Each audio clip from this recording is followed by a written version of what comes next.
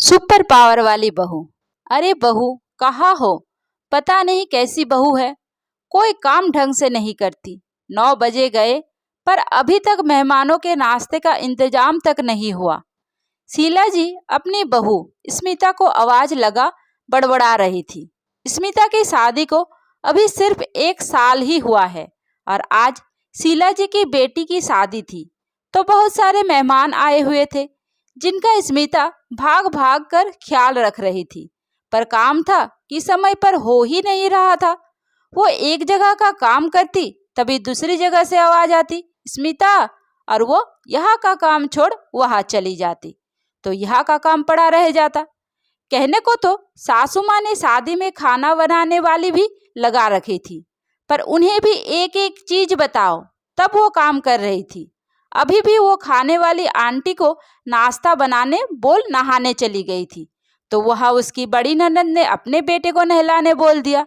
उसे नहलाकर और वहाँ पड़े कपड़े धोकर नहाया तो देर हो गई। वहाँ से निकल कर आई तो पता चला किसी ने खाने वाली आंटी को नाश्ता बनाने बाद में बोल दिया, चाय बनाने बोल दिया। फिर एक के बाद एक चाय की डिमांड बढ़ती गई और नाश्ता लेट हो गया, जिसकी वजह से शीला जी स्मिता पर गुस्सा हो रही थी और साथ में कुछ और चढ़ते रिश्तेदार उनकी हाँ में हाँ मिला रहे थे। इन सब से स्मिता इतनी परेशान हो गई थी कि उसके चेहरे से तो स्माइल तक गायब हो गई थी। उसे लग रहा था कि काश उसके पास कोई सुपर पावर होता तो चुटकी बजाते ही सारे काम हो जाते और वो बढ़िया से शादी के मजे लेती, अच्छे से तैयार होती, नाचती गाती। पर अभी तो उसे दम भरने तक की फुर्सत नहीं मिल रही थी। तभी शीला जी की आवाज आई, बहू देखो निधि आई है। तो स्मिता उनके लिए जलपान लेकर पहुंची। निधि स्मिता की बुआ सास की बहू थी। निधि की शादी को भी लगभग 1 साल ही हुआ था।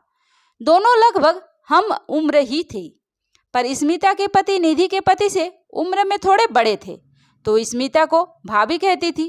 पर जहाँ स्मिता की सास उसकी कमियां निकालते नहीं थकती थी, वहीं निधि की सास उनकी तारीफ करते नहीं थकती थी।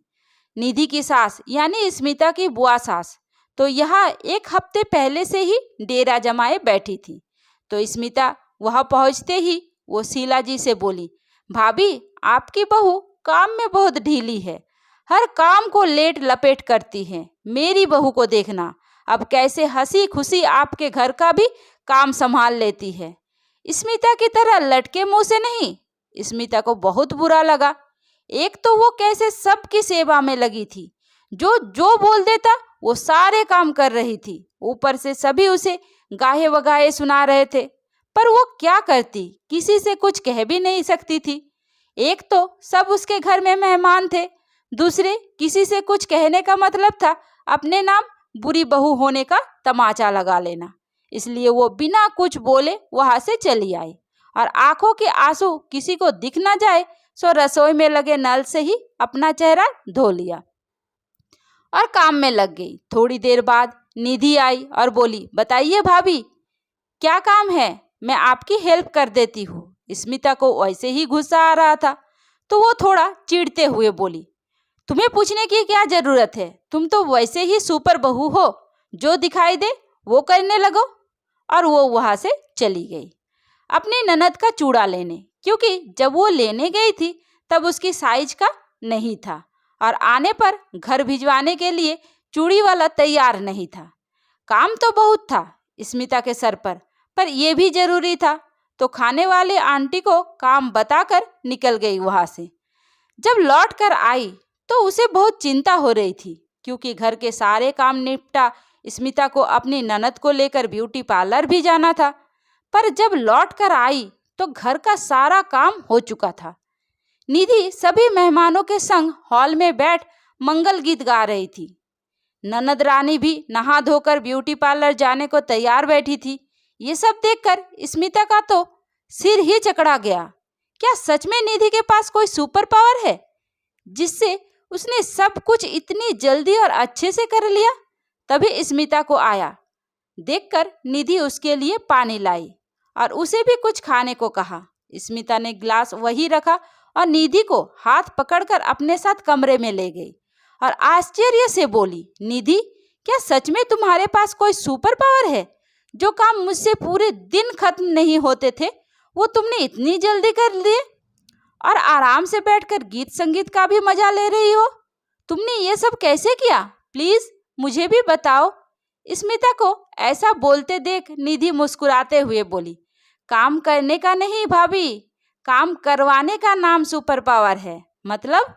स्मिता ने आश्चर्य से अपनी आंखों सिकुड़ते हुए पूछा तो निधि अपनी आंखें नचाते हुए बोली, मतलब ये भाभी कि मैंने थोड़ी सी देर में ही देख लिया कि आप सारे काम खुद अकेले ही करने की कोशिश करती है।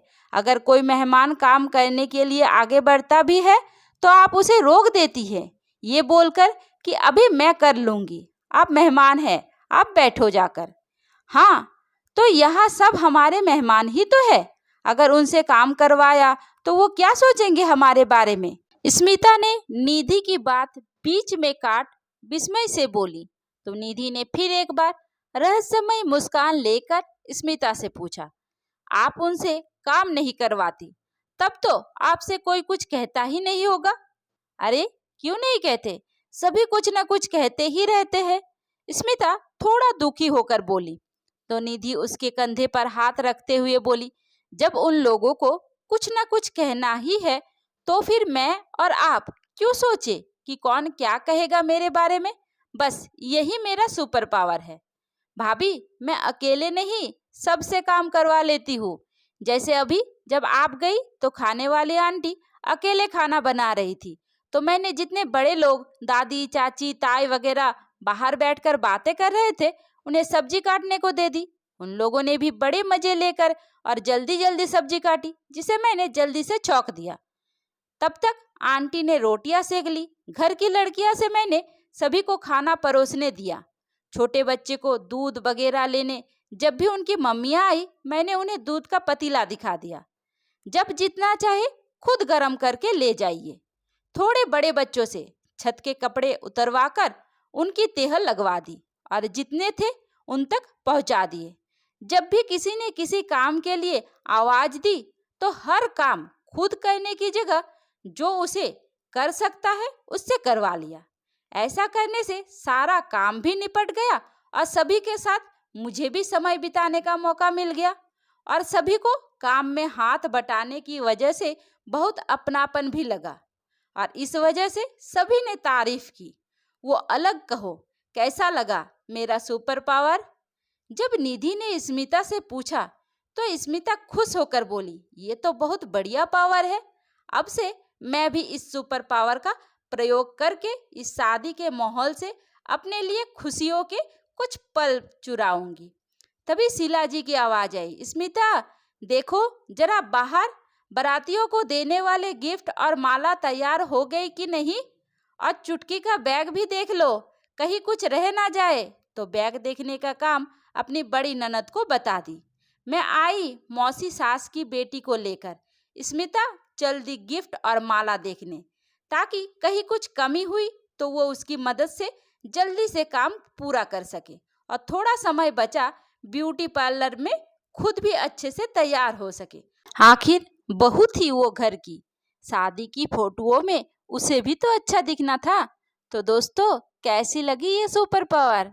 दोस्तों उम्मीद करती हूँ आपको हमारी कहानी पसंद आई होगी। कहानी पसंद आई है तो वीडियो को लाइक करें, चैनल पर नए हैं तो चैनल को सब्सक्राइब करें और हाँ नोटिफिकेशन बेल को जरूर दबाएं ताकि अगली अपडेट सबसे पहले आपको मिले। धन्यवाद।